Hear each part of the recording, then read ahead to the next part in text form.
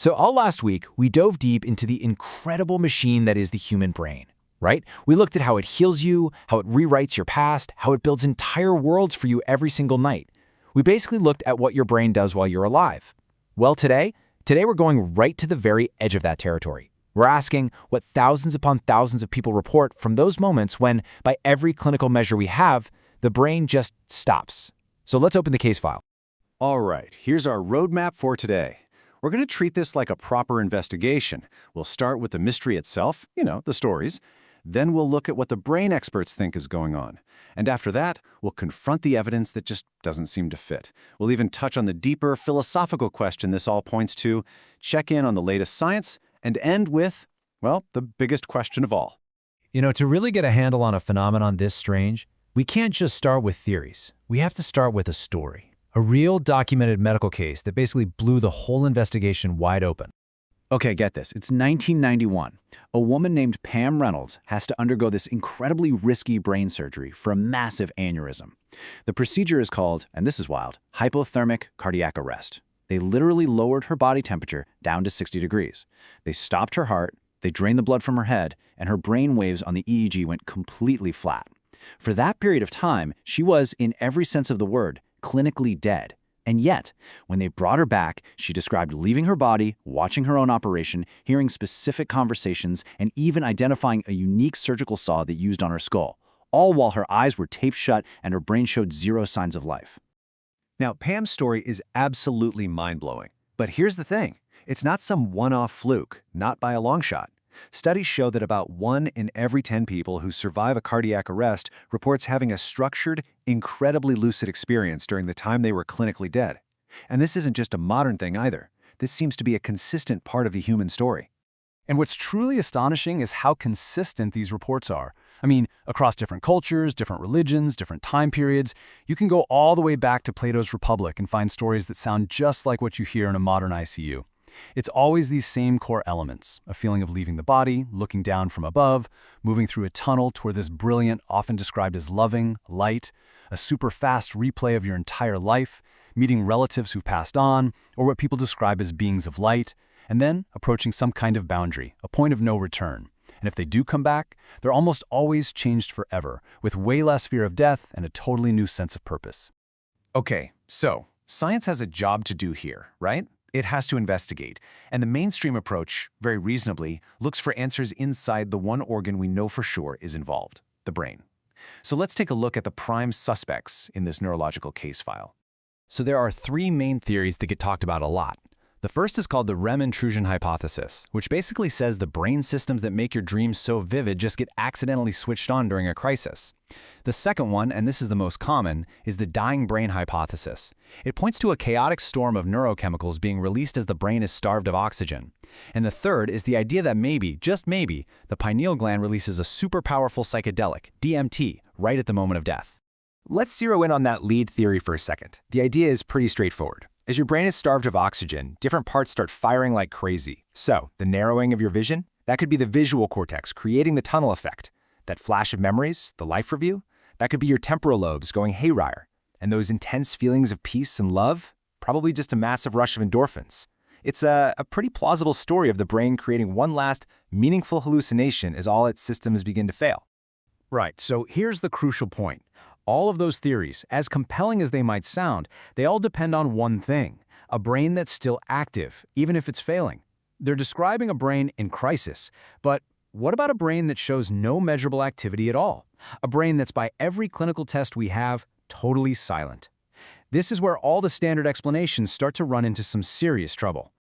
And now we get to the heart of the mystery. We're talking about peer-reviewed, documented evidence that just refuses to fit into our current neurological models. These aren't just stories people tell, these are case files that really challenge what we think is even possible. Let's go back to Pam Reynolds because the details are just staggering. Her EEG was flat. They sent clicks into her ears and there was no brainstem response, nothing. Her eyes were taped shut, and yet she reported seeing the Midas Rex bone saw and described it as looking like an electric toothbrush. She heard a female cardiac surgeon say her arteries were too small. She even heard the song Hotel California playing in the operating room. And every single one of these details was later confirmed by her neurosurgeon Robert Spetzler against the surgical record. There is simply no conventional explanation for how she could have perceived any of that. Then there's the AWARE study, led by Dr. Sam Parnia. This was the largest prospective study of its kind ever done.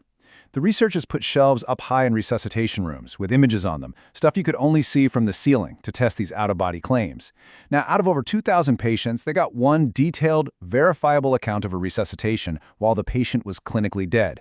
He didn't see the special image, but he accurately described the room, the actions of the staff, and specific things that were said. And his account was independently corroborated. So again, a lucid, structured experience when there should have been nothing. And it's not just these big cases. There's a whole category of evidence that the neurological explanations really struggle with. You have people who have been blind from birth reporting that they could see for the very first time during their NDE. You've got young children with no religious or cultural baggage about death reporting the same core experiences as adults. And maybe, most importantly, many of the clearest reports happen after resuscitation, not during the peak of the brain's oxygen crisis, which kind of throws a wrench in the whole dying brain hypothesis. So this brings us to a really critical realization. This whole debate about near-death experiences, it's kind of a proxy war. It's not really just about NDEs. It's about the single hardest, most unsolved problem in all of science. See, the reason NDEs are so hard for science to explain is that we don't even know how a healthy brain produces consciousness in the first place. It's called the hard problem. So think of it like this. Does the brain generate consciousness like a light bulb generates light? If so, when the bulb breaks, the light is gone. End of story. Or is the brain more like a radio receiver, just tuning into a broadcast of consciousness that exists independently?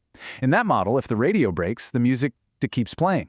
And the NDE evidence, especially cases like Pam Reynolds, is incredibly hard to fit into the light bulb model, but it sits a lot more comfortably with the radio model. Now, this isn't a dead end for science. It's the exact opposite. It's an active frontier. Researchers are not just shrugging their shoulders at this stuff. They're developing brand new ways to investigate these questions with even more scientific rigor. And that investigation is turning up some fascinating stuff. The AWARE-2 study is following up on the original work with even stricter protocols. A 2023 study found these huge surges of gamma wave activity, which is a known signature of heightened consciousness, in the brains of patients after their hearts had already stopped. And researchers are also looking at this related phenomenon called terminal lucidity, where people with severe dementia suddenly, just before they die, become completely clear-headed again.